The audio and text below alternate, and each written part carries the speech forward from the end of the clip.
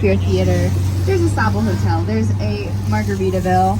There's a, if you look on our left and look at the white umbrellas, that is a rooftop beer garden and a lone Chicago city flag. Let's talk a little bit about the Chicago city flag. Now that has 3 white stripes representing our land, the north, the south, and the west districts of Chicago. The 2 blue stripes represent the Chicago River and Lake Michigan. Those are usually American flags. I don't know if you all can see that. I hope you can. It's on the left-hand side. They put lobster flags up. How comical. And looks like Lobster Fest is a-going. Back to the Chicago flag.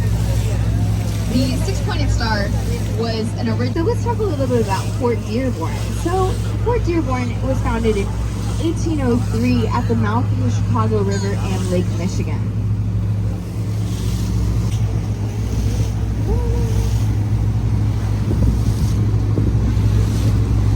Now we have the Great Chicago Fire, and that is why we're called the second city. Not because we're second to New York or St. Louis or anyone for that matter. It's because we built a second city on top of the city that burned down. The Great Chicago Fire was about 4 miles in radius of what it burned down over 3 days, October 8th to October 10th, 1871.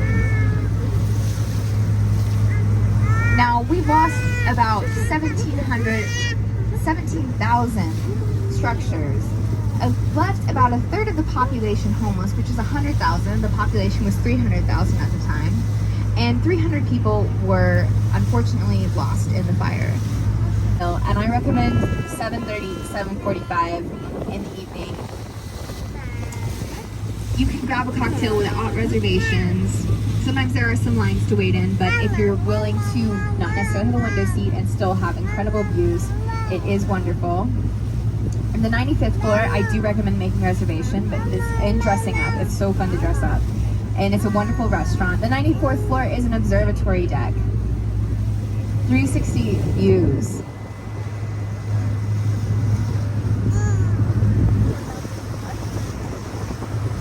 Now, a little more about those fairs. So we have the World's Fair of 1893. Now this fair, when the United States was honored with the opportunity to host the World's Fair, we had to pick a city. And this is where we actually got our nickname, the Windy City. It's not because of the weather, it's because of our politicians.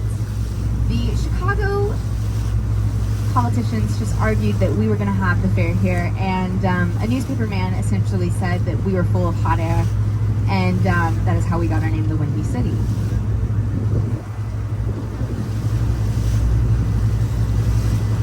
The World's Fair introduced us to the Ferris wheel. That's right. The Ferris wheel you're looking at on our left is actually the Centennial wheel. It is not the original wheel. The original wheel, thing that would mirror the Eiffel Tower of 1888. And so the Ferris wheel is our own version.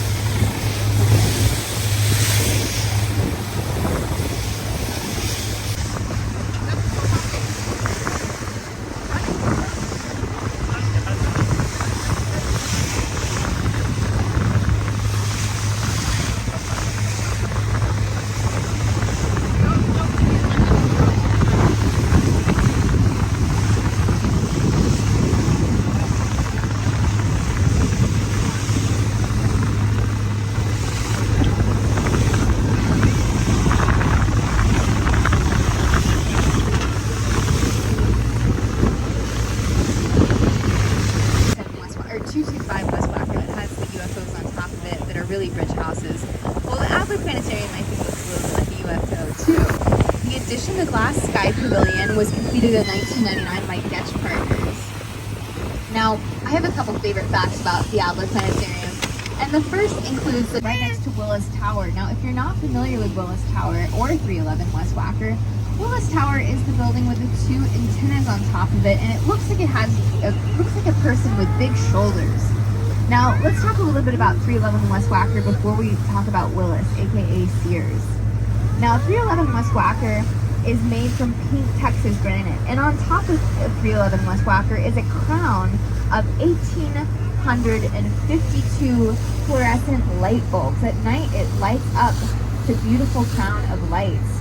Monroe Harbor, and just beyond Monroe Harbor is the Diamond Building, aka the Crane Communication Building. Now, this building was designed by a favorite architect of mine, Harry Weiss. Harry Weiss is obsessed with sails, so many of his buildings, and when I say many, I say all of his buildings have triangles incorporated. Construct their building out of something called Carrara marble. So, has anybody here been to Florence? No Florenциtes? Okay, well, I am sure that you're all familiar with Michelangelo's David, the giant sculpture of this very built man. It's made out of Carrara marble. This building, replacing it with North Carolina granite. Do I have any North Carolina people on board? Hey, North Carolina, that's your building. Thank you. We love that building, the old Standard Oil building.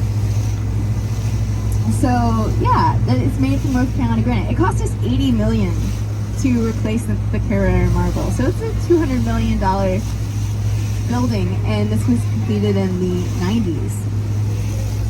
Now, my favorite thing about Aon Center is it only occupies a third of its property. The other 2/3 is dedicated to outdoor gardens for the public.